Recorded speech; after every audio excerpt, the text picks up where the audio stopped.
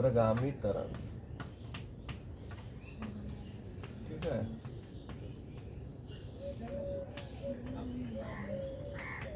Progressive wave, देखिए और मान लो, थोड़ा ध्यान दीजिए। तो प्रगामी तरंग का मतलब क्या होता है सरल भाषा में, शुरू से पढ़ लीजिए, है ना, कि ऐसी तरंग जो हमेशा क्या करती रहती है, आगे बढ़ती रहती है, एक निश्चित दिशा में क्या करती हुई आगे बढ़ती है, ठीक है।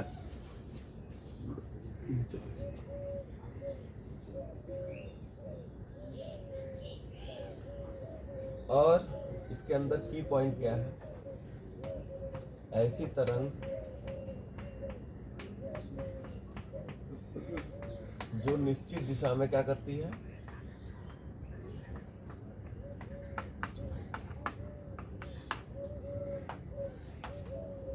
आगे बढ़ती है,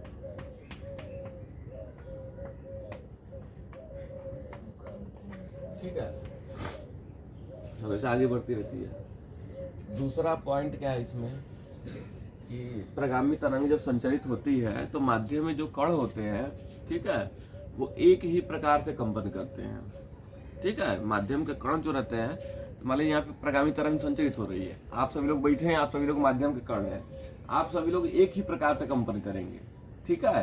कंपन अगर अप डाउन हो रहा है तो सब लोग अप डाउन कंपन करेंगे, लेकिन ये फर्क है कि सबकी कला जो होती है अलग अलग होती है। कला समझ रहे हो ना, दिशा व दशा, ठीक है, वो क्या होगी, अलग होगी। प्रत्येक कणों की कला क्या होती है, अलग अलग होती है, ठीक। तो माध्यम के कण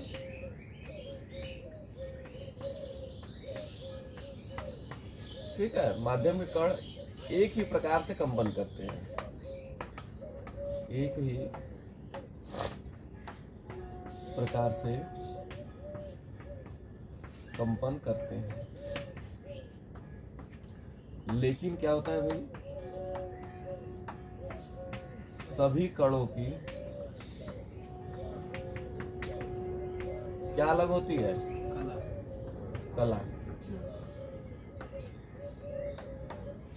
अलग अलग होती है, ठीक है।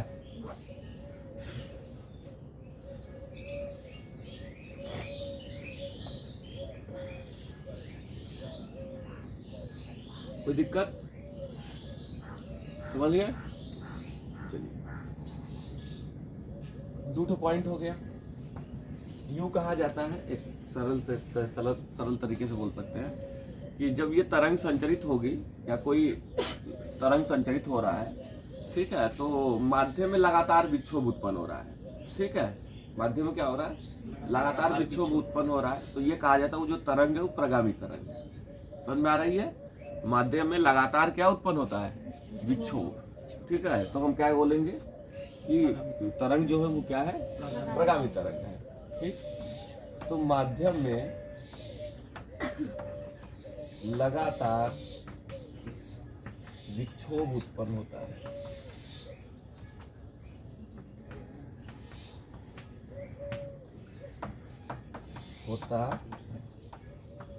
तो इसे क्या बोलते हैं,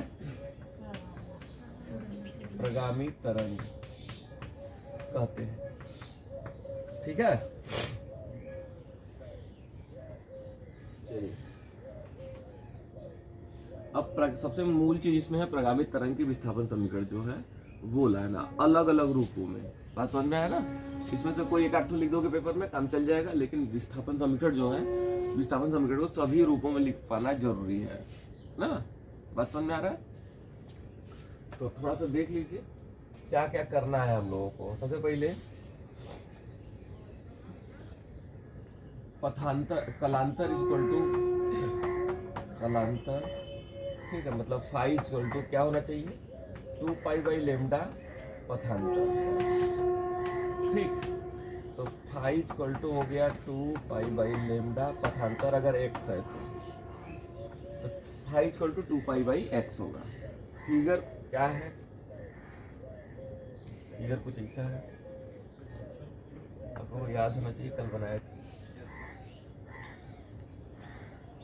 ठीक है, एक्स डायरेक्शन है। ये अधिकतम विस्थापन आयाम है यहाँ से यहाँ तक, कि कोई टाइम t है,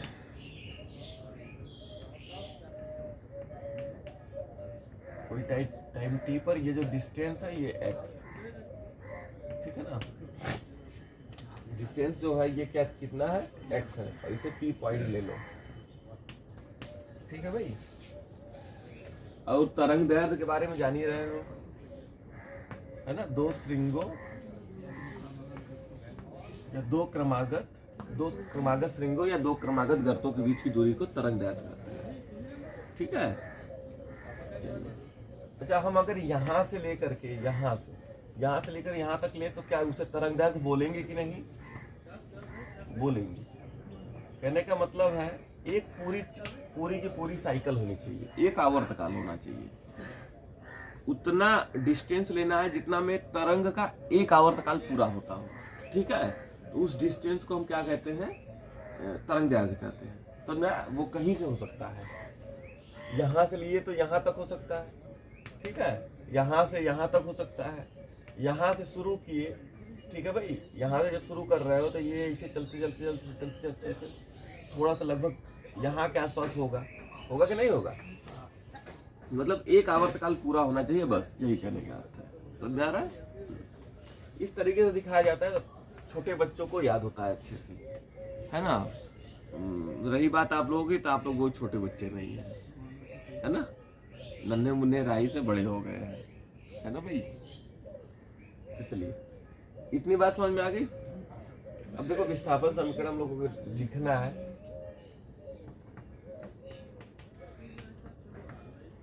विस्थापन समीकरण y = a sin omega t plus five, ठीक है। ये आप लोग जानते हैं।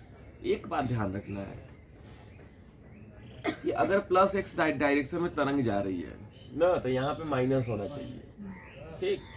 और अगर मैं माइनस x डायरेक्शन में तरंग जा रही थी, यहाँ पे प्लस होना चाहिए। ये क्यों होता है, कारण क्या है इसका ना, इसका कारण जो है वो हम बताएंगे, लेकिन अभी फिलहाल नहीं। समझ आ रहा ना। अभी हम तरंग क्या कहते हैं, ये जो समीकरण है इसके प्रकार बताने जा रहे हैं, तो उस पर थोड़ा सा ध्यान देते हैं। अभी इस पर ध्यान नहीं देते हैं, ठीक है। ये थोड़ा सा स्पेशल चीज है। यहाँ पर लिख देते हैं किस डायरेक्शन में है ये, -x दिशा में, ठीक है।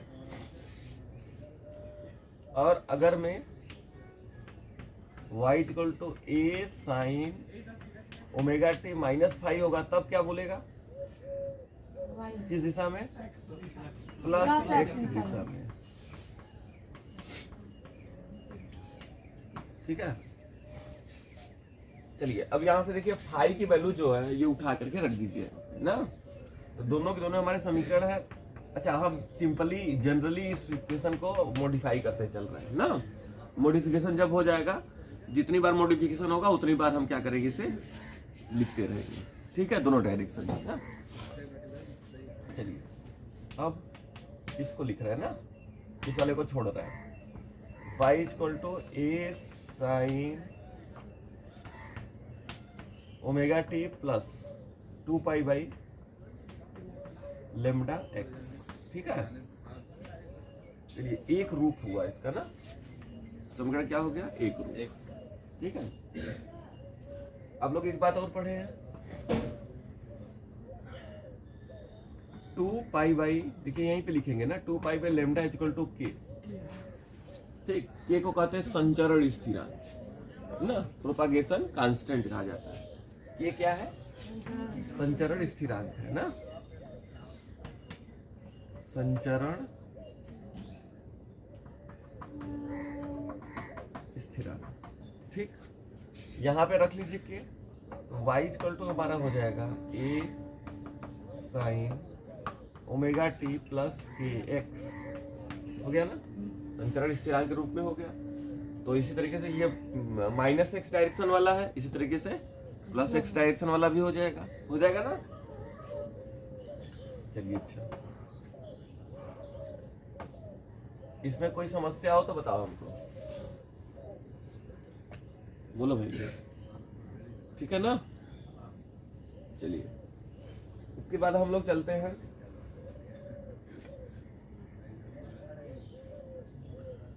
पाई वाले फॉर्मेट में। ये पाई वाले फॉर्मेट में है, अब हम इसको भी दोनों को पाई वाले फॉर्मेट में लेकर आते हैं ना। देखिएगा ध्यान से, अभी संचरित स्थिरांक वाले रूप में आ गया।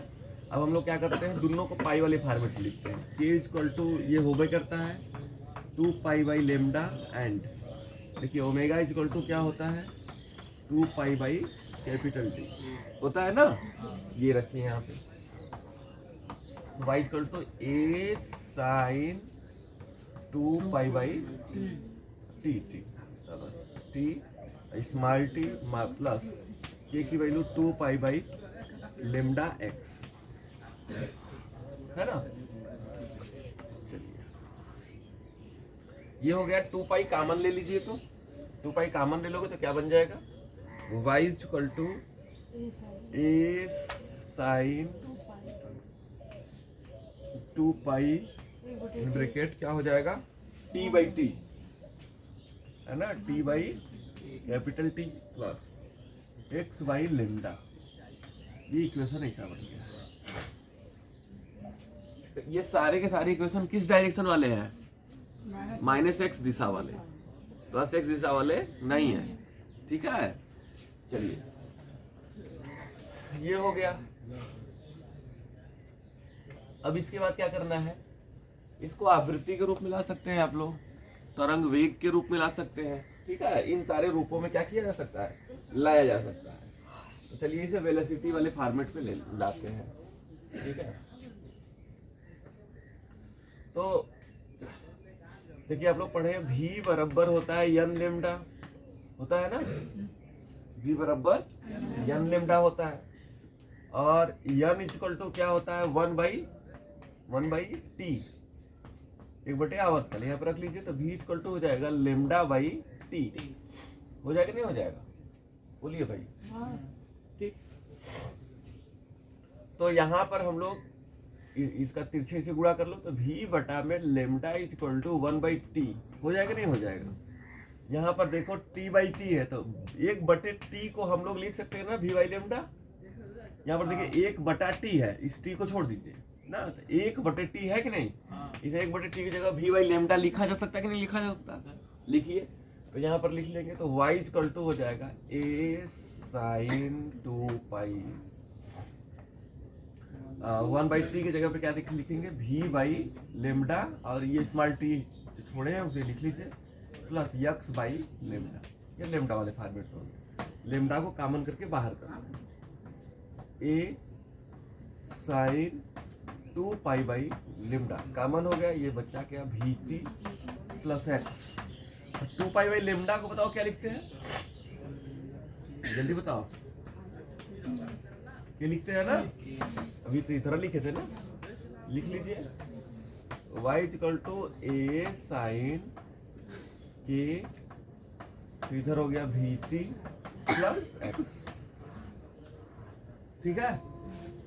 ये आ गया v के फॉर्म में भी आ गया ना, ठीक है। चलिए इसके बाद हम लोग आवृत्ति के रूप में भी लिख लेते हैं, ठीक है।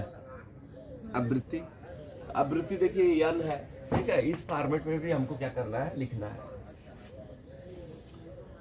तो आवृत्ति के रूप में कैसे लिखा जा सकता है, यहाँ पे कोई है जिसका मान हम आवृत्ति के रूप में लिख सकते हैं, v है, v का मान क्या लिख सकते हैं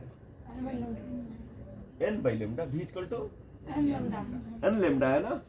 यहाँ v के स्थान पे n लेमडा लिख सकते हैं कि नहीं लिख सकते, लिख सकते हैं, लिख लीजिए v के स्थान पे, ठीक है।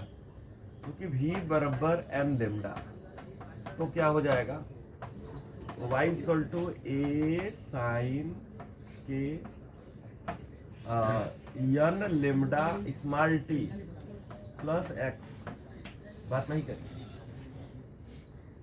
ठीक है। अब k का मान क्या करना है हम लोगों को, k का मान जो है 2 पाई बाई लेमडा में ब्रेक कर दो, ठीक है, क्योंकि इसको अंदर भेजेंगे हम तो लेमडा से लेमडा कट जाएगा, समझ में आ रही बात ना। ठीक है। तो k का मान जो है ध्यान रखिएगा, k equal to 2 pi lambda रख लीजिए, जो अंदर भेजना है हमको। तो y equal to a sine, इसको अंदर भी ले जा रहे हैं, यहू में ले जाएंगे और यहू में, दोनों में ना। तो ये हो जाएगा n लेमडा t इंटू के का मान रखते हुए अंदर ले जाना है, यहाँ पे के लेकर जाएंगे और रखेंगे मान।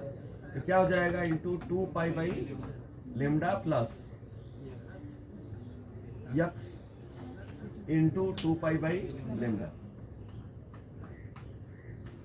और एक्स ना, लेमडा से लेमडा कट गया, यन टी इंटू 2 पाई। ठीक है। अगर चाहो तो इस 2 पाई को क्या कर सकते हो, बाहर भी रख सकते हो, क्योंकि 2 पाई की कोई जरूरत हमें नहीं है। तो क्या करें हम लोग, इस पूरे को ले गए हैं लेकिन 2 पाई को बाहर रख लेते हैं। 2 पाई को बाहर रख लिए तो ये क्या बचा, यन T plus x by lambda. इतने रूप हैं इस समीकरण ना। आप लोगों का काम रहेगा कि इसे प्लस एक्स डायरेक्शन वाले में भी चेंज कर लीजिए।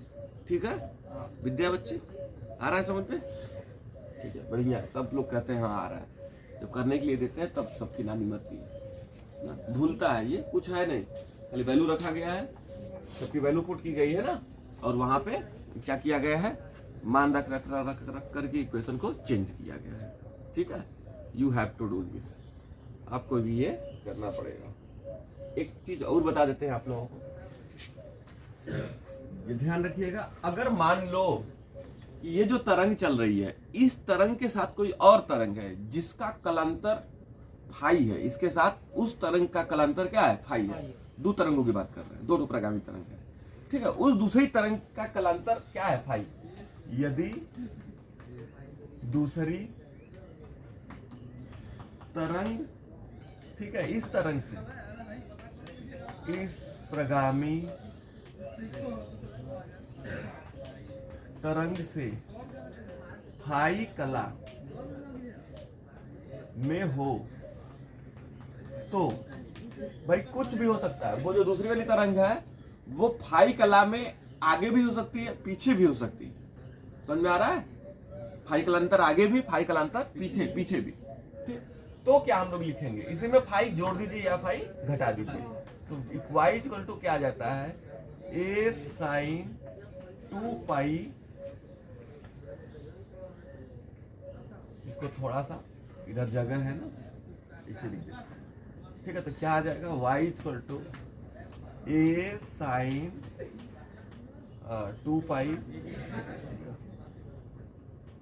ठीक, आइडियल वाला लिखे, यही वाला लिखे, कौनो वाला एक को लिख सकते हो किसी पर भी, लेकिन हम सोच रहे हैं कि यहाँ पर लिख देते हैं ये वाला ना, सबसे पहला वाला है। तो ये क्या हो जाएगा हमारा, ओमेगा टी प्लस के एक्स प्लस माइनस 5 लिखिएगा ना। ठीक है, ये साइन ओमेगा टी प्लस के एक्स प्लस माइनस 5 इस फॉर्म में आप लोग लिख सकते हैं। ठीक है, किसी दूसरे तरंग की समीकरण है जो इस प्रगामी तरंग है, जिसके बारे में हम इतना लिखे हैं, इस प्रगामी तरंग के साथ फाई कला में आगे या पीछे, मतलब दोनों तरंगों के बीच फाई कला का अंतर है, difference, there is phase difference. ठीक है, आप फाई, समझ में आ रहा है ना? ठीक, आ गया। चलिए एक काम अच्छे से छापिए।